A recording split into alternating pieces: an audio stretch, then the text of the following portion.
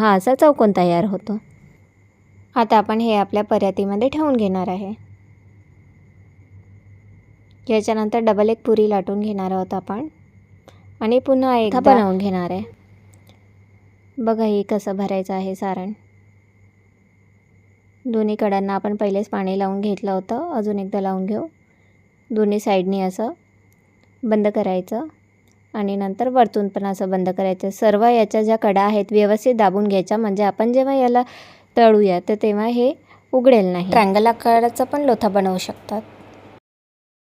हा थोडा सोपी आहे करायला।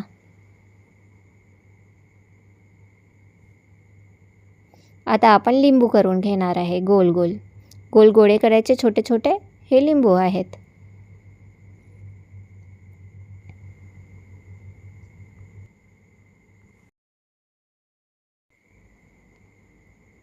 आता आपण केळा करून घेणार आहे। त्याच्यासाठी एक असं बघा असा करायचा उंडा,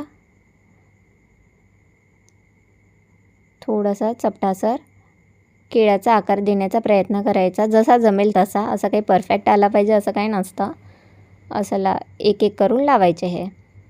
आणि आता हे सर्व केळं उघडायला नको आपण तळायच्या वेळेस, त्याच्यासाठी अशी एक बारीक कुंडी लावून घ्यायची वरतून आणि व्यवस्थित आकार द्यायचा, दाबायचा। आपली केळी तयार। आता आपण चक्र तयार करून घेणार आहे। गोल उंडा घ्यायचा आणि त्याच्यानंतर त्याच्या सर्व कडा त्याच्या अशा चिमटीच्या आकाराने दाबून घ्यायच्या। बघा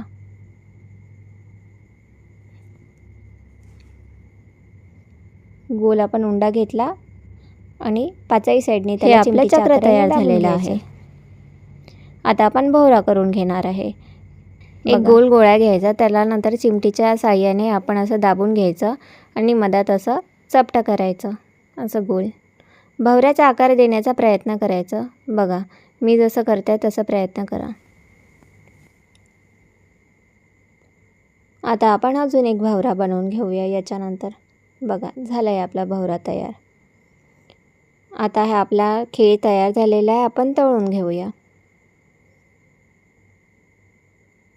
असं हळूहळू तळून घ्यायचं 1 मिनिटासाठी, बस 1 मिनिटापेक्षाही कमी।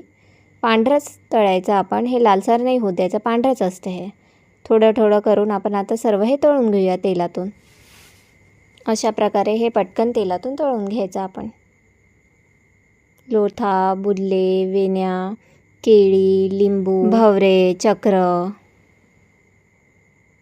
झालेलं आहे तळून। बघा किती छान झालेलं आहे सर्व काही।